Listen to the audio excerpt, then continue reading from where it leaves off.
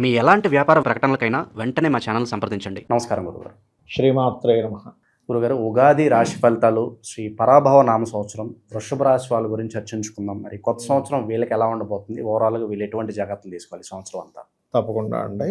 First of all ఏంటంటే వీళ్ళకి ఈ సంవత్సరం ఆదాయ వ్యయాలు రాజపూజ్య అవమానాలతో పాటు మనం మేజర్ ప్లానెట్స్ని తీసుకుంటాం. ఇప్పుడు కూడా వీళ్ళకి 4వ స్థానంలో కేతు ఉన్నాడు.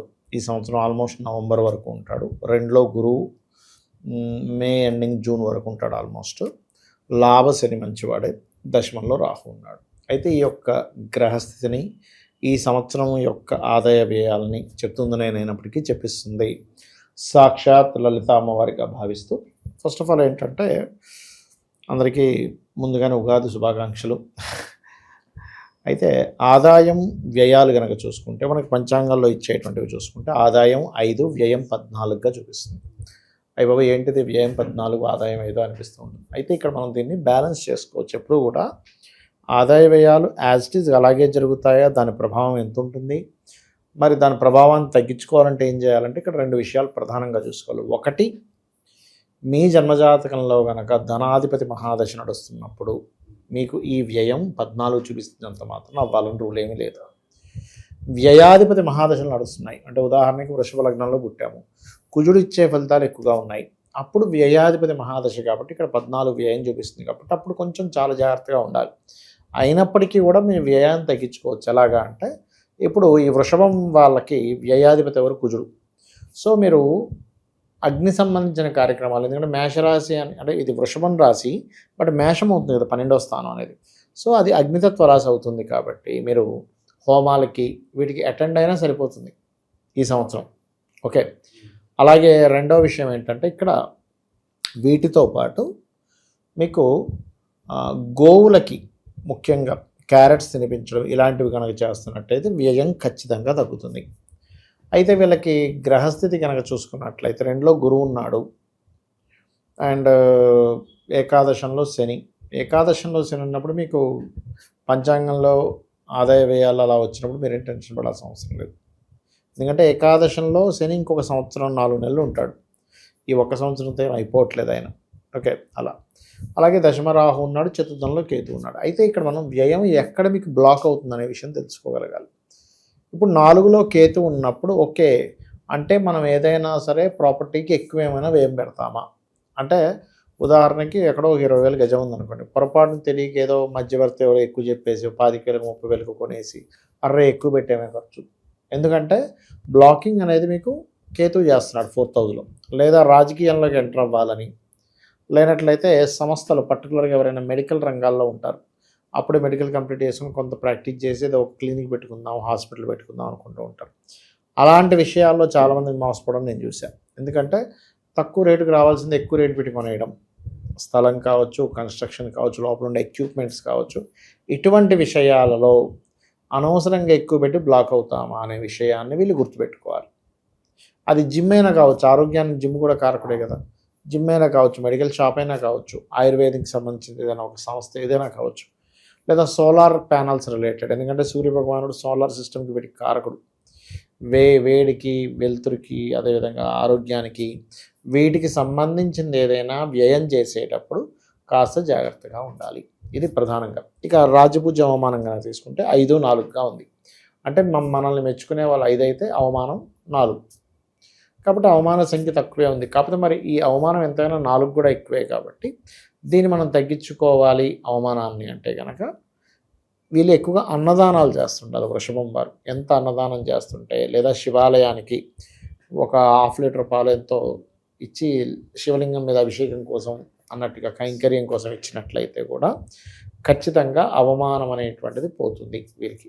సో ఇది వీరు రాజపూజ్య అవమానాలు ఆదాయ వ్యయాలకు సంబంధించి మొదటి 6 నెలలు ఏ విధంగా ఉంటుందో మాట్లాడుకుందాం గురుగారు. ఎక్కువగా హైలైట్స్ ఏంటి, ఏ విషయాల్లో జాగ్రత్తగా ఉండాలంటారు? ఓకే అండి. ఫస్ట్ ఆఫ్ ఆల్ ఏంటంటే మొదటి 6 నెలలు మనకి ఈ సంవత్సరానికి అధిపతి గురువు అండి. రాజు గురువు అంటారు. సాధారణంగా ఏంటంటే ఎప్పుడైనా గురువు వస్తే న్యాయబద్ధంగా ఉండడం ఇవన్నీ జరుగుతాయి, అందులో ఎటువంటి డౌట్ లేదు. కానీ ఈసారి గురువు ఇచ్చే స్వరూపం వేరుగా ఉంది. మీరు ఎంతసేపు ఆ ధర్మబద్ధం న్యాయబద్ధమైనటువంటి కాన్సెప్ట్లో ఉండకూడదు.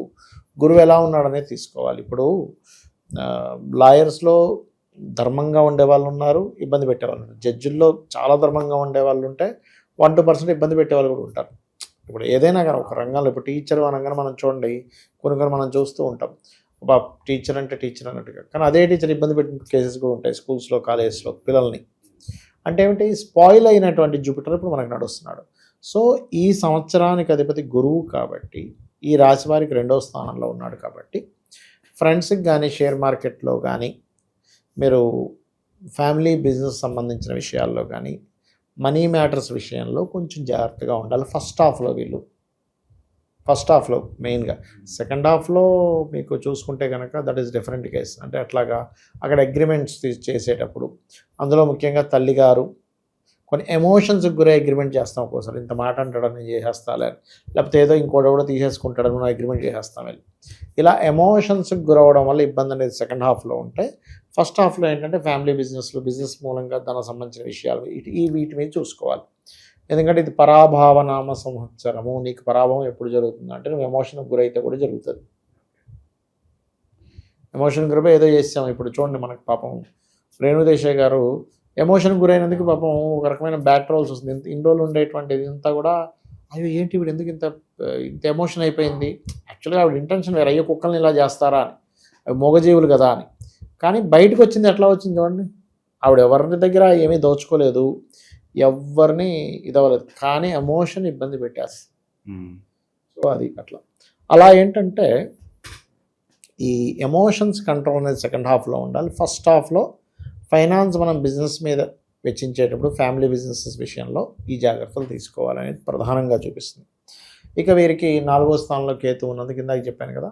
కొంచెం ఏదైనా సంస్థలు పెట్టేటప్పుడు దీంతోపాటు మీరు ఎడ్యుకేషన్ రిలేటెడ్ సంబంధించిన విషయంలో, ముఖ్యంగా ఈ మెడికల్ రిలేటెడ్ ఎడ్యుకేషన్ సంబంధించిన విషయంలో మరింత జాగ్రత్త వహించాలి అనేది చాలా స్పష్టంగా చూపిస్తుంది. ఆర్థిక స్థితిగతులు ఏ విధంగా ఉంటాయి అంటారు ఓవరాల్గా సంవత్సరం? ఆర్థిక గతులు అయితే డ్యూయల్గా ఉంటాయండి. ఎందుకంటే వీళ్ళకి 2వ స్థానంలో ఎంతైనా జూపిటర్ సహజ శుభగ్రహం, కానీ ఆయన ఉన్న రూపం మారింది అని చెప్పుకుంటూ వస్తున్నాం. సో ఈ సంవత్సరం అంతా కూడా ఆయన రూపం పూర్తిగా మారుతూనే ఉంది. ఎందుకంటే గురువు ఎప్పుడైతే గురు రాశిలో శని రాశిలో రాహు ఉన్నాడో, ఇది ఇచ్చే రిజల్ట్ ఏమిటి అంటే చూడ్డానికి ఒకటి, కనబడేది ఒకటి, జరిగేది ఒకటి అన్నట్టుగా ఉంటుంది. అంటే ఎలా అంటే ఇప్పుడు చూడండి, మనం ఒక్కోసారి మనం అతని ఆకారము వేషభాషలు చూసి మనం ఏంటో అనుకుంటున్నాం, తేడా వస్తే ఇది ఏంటి ఇట్లా ఉన్నాడు మనిషి అనిపిస్తుంది. గమనించండి ఒక్కోసారి, ఏంటి మాట్లాడితే ఇలా ఉంది, ఏంటి నేను అసలు ఏదో ఊహించుకున్నాను, అలాంటివి చూస్తాం మనం ఈ పరాభావం సంవత్సరంలో. ఏదో అనుకుంటే ఏదో అవ్వడం, ఇవి పర్టికులర్గా గుర్తుపెట్టుకోవాలి. అయితే ఇక్కడ ఫైనాన్షియల్ గ్రోత్ అయితే వీరికి బాగానే ఉంటుంది. కాకపోతే మనం చెప్పుకున్నట్టుగా ఆదాయము వ్యయం విషయంలో నేను చెప్పిన మనం మొదట్లో చెప్పుకున్నటువంటి రెమెడీస్ కనుక చేసుకుంటుంటే ఖచ్చితంగా బాగుంటుంది వీరికి. కుటుంబ పరంగా, ప్రేమ అనురాగాల పరంగా ఏ విధంగా ఉంటుంది? కొంచెం ఫైనాన్షియల్ మ్యాటర్స్ రూల్ చేస్తుంటాయండి కుటుంబ వ్యవహారాల మధ్యలో కూడా. ఎందుకంటే గురువు ఉన్నాడు, డబ్బు మూలంగానే కుటుంబ వ్యవహారాల విషయంలో కొన్ని మిస్కమ్యూనికేషన్స్ వస్తాయి అనేటువంటిది చూపిస్తుంది. ఎందుకంటే ఇక్కడేమో వ్యయం ఎక్కువ ఉంది, అలాంటివి వచ్చి వ్యయం చేయాల్సి వస్తుంది కూడా. మీకు అర్థమైందా? అట్లా అనమాట. సో ఆ విషయంలో చాలా జాగ్రత్తగా ఉండాలి వీరు.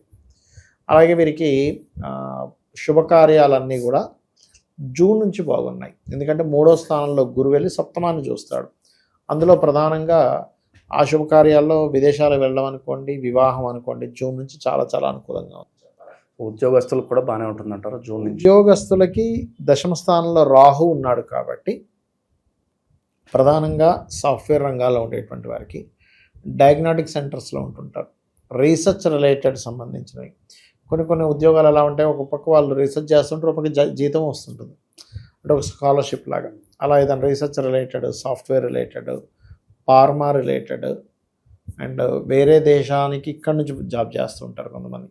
అంటే అమెరికాలో ఉంటుంది కానీ ఇండియాలో ఉండి జాబ్ చేస్తూ ఉంటారు, లేదా నైట్ డ్యూటీస్ చేయడము, ఇటువంటి వాటికి చాలా చాలా చాలా అనుకూలంగా ఉంది చెప్పాలంటే ఇప్పుడు వీరికి. స్త్రీల వల్ల ఏదన్నా ఇబ్బంది ఉంటుందంటారు గురుగారు? ఈ అక్రమ సంబంధాలు పెట్టుకుని చాలా వరకు ఈ వ్యసనాలు బారిన పడి ఇలా ఉంటారు. సో వాళ్ళకి ఎలా ఉంటుంది అంటే కొంచెం చెప్పాలంటేనండి, శని దగ్గరికి ఎప్పుడైతే శుక్రుడు వస్తాడో అంటే ఆల్మోస్ట్ ఈ మార్చ్ ఫస్ట్ మంతే కొంచెం ఇబ్బంది చూపిస్తుంది. ఎందుకంటే శుక్రుడు ఎగ్జాల్ట్ అవ్వాలి ఆ ప్లేస్లో, కానీ శాటర్న్ ఉన్నాడు. శాటర్న్ ఉంటే ఎగ్జాల్ట్ అవ్వడం వల్ల కొంత వాళ్ళ వల్ల కొంత శ్రమకు గురవడం పరిస్థితి మాత్రం వస్తూ ఉంటుంది. అయితే ఇక్కడ ఏంటంటే స్త్రీల వల్లే అని చెప్పలేము. ఒక్కోసారి ఎలా ఉంటుందంటే శుక్రుడు స్త్రీకారకుడు కాబట్టి ఆ యొక్క ప్రిడిక్షన్లను ఆపాదించుకుంటూ పార్ట్నర్స్ మూలంగా, మెయిన్గా జీవిత భాగస్వామి మూలంగా అనుకోండి, బిజినెస్ పార్ట్నర్ మూలంగా అనుకోండి, వీళ్ళ వల్ల కొంత స్ట్రెస్ ఉంటూ ఉంటుంది. ఎందుకంటే ఇక్కడ ముఖ్యంగా బిజినెస్ సైన్లోకి వెళ్తున్న గురువు కదా, దీన్ని మనం దృష్టిలో పెట్టుకోవాలి. ఇక గృహయోగం కానీ వాహన యోగం కానీ ఇలాంటి యోగాలు ఏమన్నా పర్లేదంటారా ఈ సంవత్సరం వీళ్ళకి? నన్ను అడిగితే 4వ స్థానంలో కేతు మీకు జన్మజాతకంలో ఉన్న, గోచారంలో ఉన్న ఆ సమయంలో మీరు ప్రాపర్టీస్కి, వాహనాలకి, గృహాలకి దూరంగా ఉండడం మంచిదని చెప్తాను. కానీ తప్పదు. ఒక్కోసారి ఎలా ఉంటుందంటే ఏదో కంపెనీ ఉంది, దానికి ఒక వాహనం కావాలి, అన్ని తీసుకెళ్ళాను, కానీ ఇప్పుడు కొనంటే సరిపోదు. అప్పుడు ఏం చేయాలి? మీ పేరు మీద కాకుండా మీ పిల్లల పేరు మీద, మీ జీవిత భాగస్వామి పేరు మీద, ఎవరి పేరు మీద బాగుందో చూసి కొనుక్కోవాలి వృషభం వారు. అది వాళ్ళ ఓన్ వెహికల్ అనుకోండి, ఓన్గా ఏదైనా ప్రాపర్టీ కొనుగోలు చేయడం అనుకోండి, ఆభరణాలు అనుకోండి, ఏవైనా కానీ వస్తువు రూపంలో మనం ధరించేదైనా ఏదైనా మన పేరు మీద, అంటే వృషభ రాశి వారి పేరు మీద కొనుక్కోవడం కరెక్ట్ కాదు నవంబర్ వరకు. ఇక ద్వితీయార్థంలో ఎటువంటి హైలైట్స్ అంటారు? ఏ విషయాల్లో ఎక్కువ జాగ్రత్తగా ఉండాలి చివరి 6 నెలలు గురుగారు?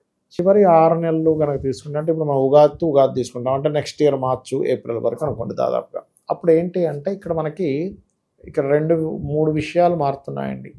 ఏమిటంటే రాహువు ఒకటి, కేతు ఒకటి మారుతుంది నవంబర్ నుంచి, అండ్ జూపిటర్ జూన్ నుంచి మారుతుంది. దీన్ని మనం సెకండ్ హాఫ్ నుంచి మనం ఆపాదించుకుంటే కనుక సెకండ్ హాఫ్లో ప్రధానంగా మనకి అంటే జూన్కి సెకండ్ హాఫ్ అయిపోదు, అక్టోబర్ నవంబర్ రావాలి సెకండ్ హాఫ్ రావాలంటే. బట్ కొంచెం ఈ ప్రయాణాలు, షార్ట్ జర్నీస్ విషయంలో కొద్దిగా జాగ్రత్త తీసుకోవాలి. కాకపోతే ఎప్పటి నుంచో పలానా అగ్రిమెంట్ అవ్వాలనుకునేవి పెండింగ్ పడ్డవి కొంచెం అవుతాయి వీళ్ళకి. అదే సెకండ్ హాఫ్లో నవంబర్ నుంచి ఎప్పుడైతే కేతు 3లోకి వస్తాడో, నవంబర్ నుంచి వీళ్ళు ఏదైనా కొనుగోలు చేయడానికి అనుకూలంగా ఉంటుంది. కానీ కేతు 3లోకి వస్తున్నాడు, అక్కడి నుంచి అగ్రిమెంట్స్ విషయంలో కొంచెం జాగ్రత్తగా ఉండాలి. అంటే అక్కడ జూపిటర్ ఉన్నాడు, కేతు ఉన్నాడు. దీనివల్ల ఏమవుతుంటుందంటే ఒకటి సిబ్లింగ్ వరుస వాళ్ళు, అందులో ముఖ్యంగా అక్కలు, చెల్లెళ్ళు, ఇలాంటి వాళ్ళతో చిన్న చిన్న లిటిగేషన్స్ ఏర్పడుతూ ఉంటాయి. అంటే మంచిగానే ఉంటే ఇబ్బంది పెట్టారే అనిపిస్తుంది. చూసారా, కొన్నిసార్లు నాతో పక్కన బాగానే ఉండేవారు, నాతో బాగానే మాట్లాడేవారు, పక్కకు ఇట్లా మాట్లాడేది ఏంటి అనిపిస్తుంటుంది. అలాంటివి కొన్ని జరుగుతాయి. ఎందుకంటే అక్కడ గురువు చూడ్డానికి ఎగ్జాల్టెడ్, కానీ గురువు యొక్క రాసుల్లో శని యొక్క రాసులో రాహు, డిస్పాజిటల్ సిస్టమ్ పరంగా ఈ ప్లానెట్స్ అన్నీ అక్కడికి వెళ్ళి దాన్ని క్రియేట్ చేస్తుంటాయి. దాంతోపాటు కేతు ఒకటి ఉన్నాడు.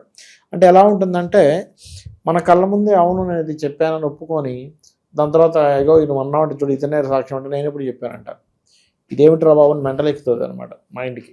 కాబట్టి ఇటువంటివి జరగనున్నాయి. అట్లాగే ఈ 3లోకి ఎప్పుడైతే కేతు వెళ్తాడో భాగ్యంలోకి రాహు వెళ్తాడు. భాగ్యంలో రాహు ఉన్నప్పుడు ఏంటంటే నవంబర్ నుంచి ఒకటేమో వీళ్ళు విదేశాలకు వెళ్ళి ఏదైనా చదువుకుంటూ అక్కడ ఉద్యోగం చేయడానికి అనుకూలత ఉంటుంది భాగ్యంలో రాహు ఉన్నప్పుడు, నవంబర్ నుంచి వృషభం వారికి. అలాగే పితృదేవత సంబంధించిన ఆరాధన ఎంత చేస్తుంటే అంత బాగుంటుంది భాగ్యంలో రాహు ఉన్నప్పుడు. ఇవి మనం చూడొచ్చు. అండ్ ఏదైనా కానీ బయటకు వెళ్ళి చదవడానికి నవంబర్ నుంచి బాగుంది సెకండ్ హాఫ్లో అనేది మనం చెప్పుకోవచ్చు. ఇక వీళ్ళకి సంవత్సరం మొత్తం చేసుకోవాల్సిన పరిహారాలు, ఏదన్నా మంచి క్షేత్రాలను దర్శించుకుంటే బాగుంటుందంటే ఏం చెప్తారు గురుగారు? వీళ్ళు సంవత్సరం మొత్తం చేసుకునేదంటే ఒకటేనండి, వీళ్ళు ఎప్పుడైనా సరే ఏదైనా క్షేత్రానికి వెళ్ళాలంటే వెంకటేశ్వర స్వామి ఆలయానికి వెళ్ళాలి. బట్ సెకండ్ హాఫ్ దగ్గరికి వచ్చేసరికి రాహు మారుతున్నాడు కాబట్టి దుర్గా ఆలయాలు రెగ్యులర్గా వీళ్ళు దర్శనం చేసుకోవడం మంచిది. ఎందుకంటే వీళ్ళకి సాధారణంగా అయితే పంచమాధిపతి బుధుడు, భాగ్యాధిపతి Shani, Budha Shani combination is Venkateswara Swamy. But Rahu enter అయినప్పుడు ఏమవుతుందంటే 9లోకి, అంటే 11th మంత్ నుంచి నవంబర్ నుంచి ఈ పరాభవనామ సంవత్సరంలో దుర్గా ఆరాధన ఎక్కువగా చేయాలి అండ్ పితృదేవత ఆరాధన. అప్పుడు ఖచ్చితంగా వీరికి బాగుంటుంది.